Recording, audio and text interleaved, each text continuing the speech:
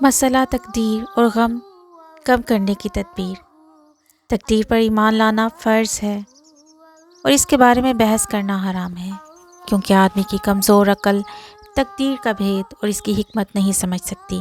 بس جتنا اللہ اور رسول نے بتلا دیا اسی پر عمل کرنا چاہیے۔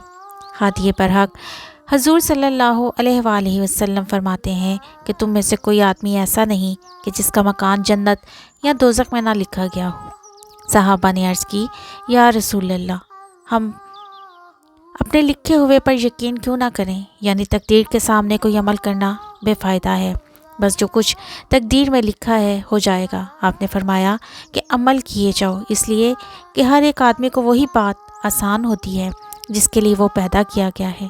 بس جو خوش قسمت ہوگا وہ جلدی سے اچھے کاموں کو اختیار کرے گا، اور جو بد قسمت ہوگا وہ جلدی سے برے کاموں کو اختیار کرتا ہے۔ بخاری شریف۔ اس حدیث سے صحابہ یہ سمجھے کہ تقدیر کے آگے عمل کرنا بیکار ہے۔ حضور صلی اللہ علیہ وآلہ وسلم نے فرمایا کہ تم غلط سمجھے ہو، تدبیر کرنا، عمل کرنا تقدیر کے خلاف نہیں ہے، کیونکہ اللہ تعالیٰ نے دنیا میں کہ عالم اسباب ہے، جو چیزیں پیدا کی ہیں ان میں سے دوسرے سے تعلق بھی رکھا ہے اور اپنی حکمت کے موافق ایک دوسرے کا سبب بنایا ہے۔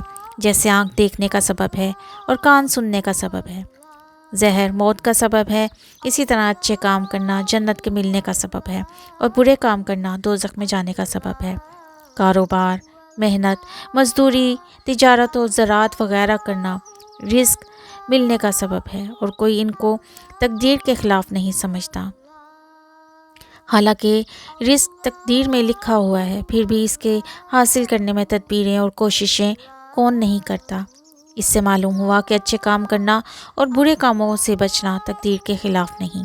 اللہ تعالیٰ فرماتا ہے کہ کوئی آفت نہ دنیا میں آتی ہے اور نہ خاص تمہاری جانوں میں، مگر جو کتاب لوح محفوظ میں لکھا ہے، پہلے اس پر ہم دنیا میں جانوں کو پیدا کریں۔ یہ اللہ کے نزدیک آسان کام ہے۔ سورہ حدید۔ یہاں تک تو تقدیر کے مسئلے کا بیان ہے۔ آگے اس کی حکمت بتلاتے ہیں کہ یہ مسئلہ تقدیر کا تم کو اس لیے بتایا گیا ہے کہ تم کو کسی فوت اور ضائع ہونے والی چیز پر یہ غم نہ ہو، اور کسی حاصل ہونے والی چیز پر ایسی فرحت نہ ہو کہ اترا جاؤ، کیونکہ ہر فرحت اچھی نہیں ہوتی، بلکہ اچھی فرحت وہ ہے جس سے اللہ تعالیٰ کا شکر ادا ہو۔ جیسا کہ قارون کے قصے میں اللہ تعالیٰ فرماتا ہے، اِذْ قَالَ لَهُ قَوْمُهُ لَا تَفْرَحْ إِنَّ اللَّهَ لَا يُحِبُّ الْفَرِحِينَ، یعنی جب قارون کو اس کی برادری نے کہا کہ اے قارون، تو مال و دولت کس خوشی میں اترا رہا ہے، کیونکہ سچی بات یہ ہے کہ اللہ تعالیٰ اترانے والوں کو پسند نہیں کرتا۔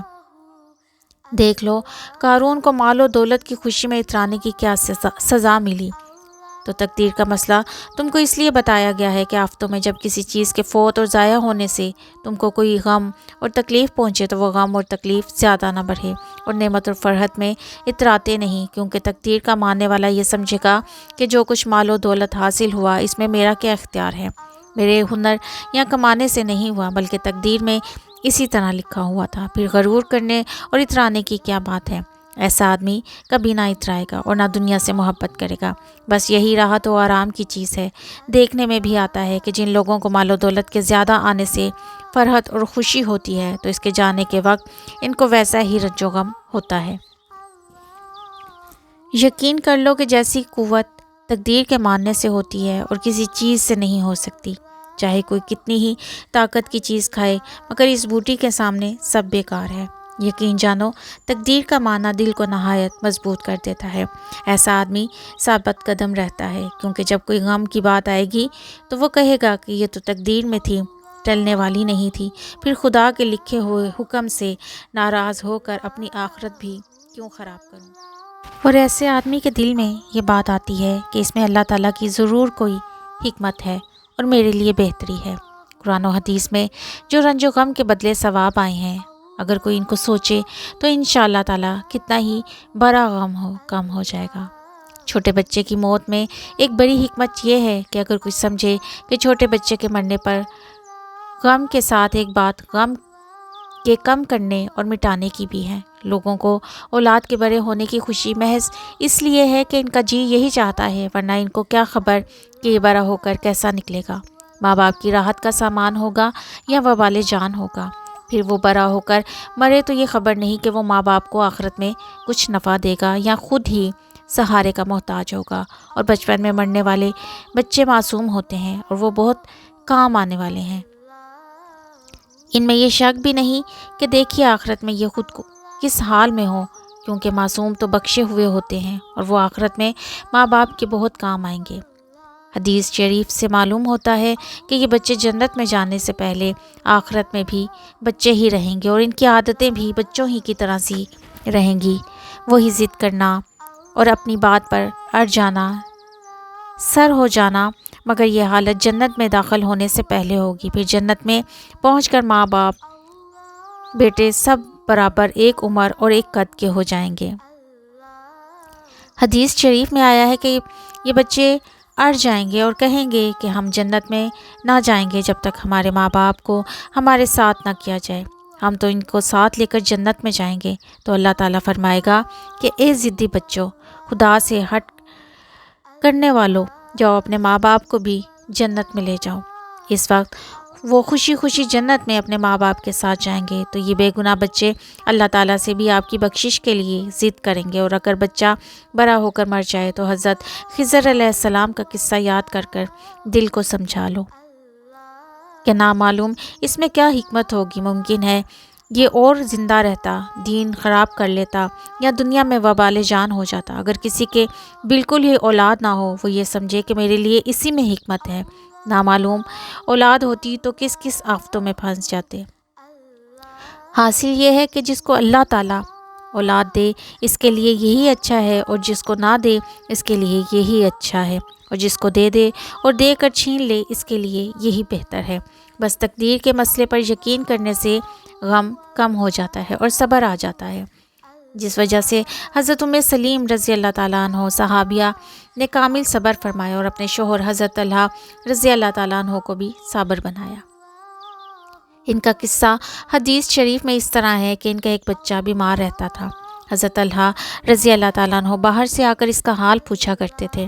ایک دن اس کا انتقال ہو گیا اور شام کو حضرت طلحہ آئے اور حضرت سلیم نے ان پر ظاہر نہیں کیا کہ بچے کا انتقال ہو گیا ہے، کہ سن کر پریشان ہوں گے اور پریشانی میں کھانا نہ کھا سکیں گے، بلکہ جب انہوں نے دریافت کیا کہ بچہ کیسا ہے تو یہ جواب دیا کہ اب تو آرام ہے، سکون ہے۔ یہ جھوٹ نہیں تھا، کیونکہ موت سے بڑھ کر اور کیا آرام ہوگا جس کے بعد حرکت بھی نہیں ہو سکتی۔ یہ سن کر انہوں نے کھانا کھایا۔ رات کو بیوی کی طرف میلان بھی ہوا۔ بیوی نے بہت صبر کیا کہ اس سے بھی انکار نہ کیا۔ جب صبح ہوئی تو کہا، میں تم سے ایک مسئلہ پوچھتی ہوں، بھلا اگر کسی کو ہم کوئی چیز امانت کے طور پر دی ہو، پھر بعد میں وہ اپنی امانت کو واپس لینا چاہے تو کیا کرنا چاہیے؟ حضرت طلحہ رضی اللہ تعالیٰ عنہ نے جواب دیا کہ یہی چاہیے کہ جب مالک اس کو لینا چاہے تو بڑی خوشی سے واپس کر دیا جائے۔ حضرت سلیم رضی اللہ تعالیٰ عنہ نے کہا، تو پھر اپنے بچے کو صبر کرو اور خوشی کے ساتھ اس کے دفن کا سامان کرو، کیونکہ خدا نے اپنی امانت لے لی ہے۔ حضرت طلحہ رضی اللہ تعالیٰ عنہ خفا ہوئے کہ تم نے رات ہی میں مجھے خبر کیوں نہ کی؟ کہا، کیا ہوتا، رات کو دفن کرنے میں تکلیف ہوتی اور تم رات بھر پریشان ہوتے، کھانا بھی نہ کھاتے، اس لیے رات کو خبر نہیں کی۔ حضرت طلحہ رضی اللہ تعالیٰ عنہ رسول اللہ صلی اللہ علیہ وآلہ وسلم کے پاس گئے اور سارا قصہ بیان کیا۔ آپ نے فرمایا کہ اللہ تعالیٰ کو سلیم رضی اللہ تعالیٰ عنہ کا یہ کام بہت پسند آیا، اور میں امید کرتا ہوں کہ آج کی رات کے حمل سے تم دونوں کو اللہ تعالیٰ بڑی برکت والی اولاد عطا فرمائے گا۔ آپ صلی اللہ علیہ وآلہ وسلم کے فرمانے کے موافق حضرت عبداللہ بن طلحہ رضی اللہ تعالیٰ عنہ پیدا ہوئے، جو کہ بڑے عالم، بڑے سخی اور بڑے مالدار اور صاحب اولاد تھے۔ تو حضرت سلیم نے سچ فرمایا کہ یہ اولاد اللہ کی امانت ہے، جب وہ لینا چاہے خوش ہو کر خدا کے حوالے کر دینا چاہیے۔ اس پر شاید کوئی سوال کرے کہ یہ امانت ہے تو پھر اللہ تعالیٰ نے اس کی محبت کیوں دی؟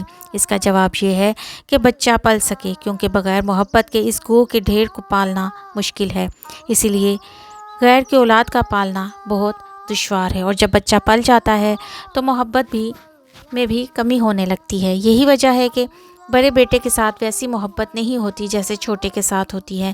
غرض اولاد کو بھی خدا کی چیز سمجھو، اس کی امانت ہے جو چند روز ہمارے پاس ہے، پھر اس کے مرنے پر زیادہ غم نہ ہوگا۔ زیادہ پریشانی کی جڑ یہی ہے کہ تم ان کو اپنی چیز سمجھتے ہو، اور اللہ تعالیٰ فرماتا ہے کہ آسمان و زمین کی بادشاہی اللہ ہی کے لیے ہے، زندہ کرنا اور مارنا اسی کے اختیار میں ہے، وہ جب چاہے اور جس حالت میں چاہے سب کچھ کر سکتا ہے، تم اس میں کوئی دخل نہیں دے سکتے۔ تقدیر کے مسئلے میں یہی بتایا گیا ہے، اس پر عمل کرنے سے غم کی جڑ کٹ جائے گی۔ ہاں، طبی غم ہوگا مگر وہ دیر نہیں رہے گا، اور طبی غم یعنی محبت اور جدائی کی وجہ سے جو ہوتا ہے، اس میں ہمارے لیے حکمتیں ہیں۔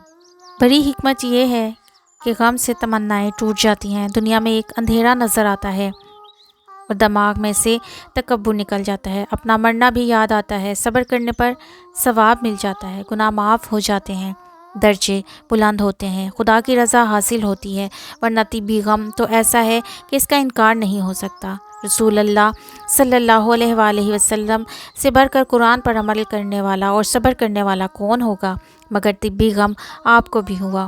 آپ نے اپنے صاحبزادے کے انتقال پر فرمایا کہ اے ابراہیم، ہم کو تمہاری جدائی کا غم ہے، اور یہ حضور صلی اللہ علیہ وآلہ وسلم کی سچائی اور حق پرستی کی بڑی دلیل ہے کہ آپ صلی اللہ علیہ وآلہ وسلم نے اپنے غم کو ظاہر فرما دیا۔ بنا ہوا صوفی اور مولوی ایسے موقع پر کبھی یہ نہیں کہے گا کہ مجھے غم ہوا، بلکہ بناوٹ کر کے غم کو چھپائے گا، مگر سچوں کی یہ شان نہیں، وہ تو حضور صلی اللہ علیہ وآلہ وسلم کے طریقے پر چلتے ہیں۔ اللہ تعالیٰ فرماتے ہیں وَمَا لَكُم مِّن دُونِ اللَّهِ مِّن وَلِيٍّ وَلَا نَصِيرٍ، یعنی اللہ تعالیٰ کے سوا تمہارا کوئی یار و مددگار نہیں۔ اس فرمان میں یہ بتایا گیا ہے کہ بس سب سے بڑھ کر اللہ تعالیٰ سے محبت رکھو، اسی کی تابعداری کرو اور اسی کے یاد میں دل بساؤ، کیونکہ جب اللہ تعالیٰ سے پوری محبت ہوگی تو اور چیزوں کے جدا ہونے پر زیادہ غم نہیں ہوگا، اور ایسا آدمی یہ سمجھے گا کہ میرے مالک اور میرے پیارے کا یہی حکم ہے، مجھ کو اس پر راضی رہنا چاہیے، اور یہ کہے گا اے میرے خدا، سمایا ہے نظروں میں میری جب سے تو، جدھر دیکھتا ہوں ادھر تو ہی تو، نکل جائے دم تیرے حکموں کے نیچے، یہی دل کی حسرت یہی آرزو ہے۔ گلستان میں جا کے ہر گل کو دیکھا، تیری ہی سی رنگت تیری ہی سی بو ہے۔ اللہ تعالیٰ سے محبت بڑھاؤ، جس کا ذریعہ ہے تابعداری کرنا۔ اللہ تعالیٰ کے سوا جتنی چیزیں ہیں سب سے محبت کم کر دو، پھر دنیا اور آخرت کی راحت تمہارے ہی لیے ہے۔ اگر تنگ دستی اور فاقہ بھی ہوگا تب بھی تم کو راحت ملے گی، یہ تو دنیا میں آرام ہوگا، اور دنیا سے سفر کرتے ہوئے یہ حالت ہوگی کہ فرشتے جنت کی خوشخبری سنائیں گے، جس سے ہر نیک بندے کو اپنے اصلی گھر میں جانے کا شوق پیدا ہو جاتا ہے، اسی لیے جنازے کو جلدی لے جانے کا حکم ہے۔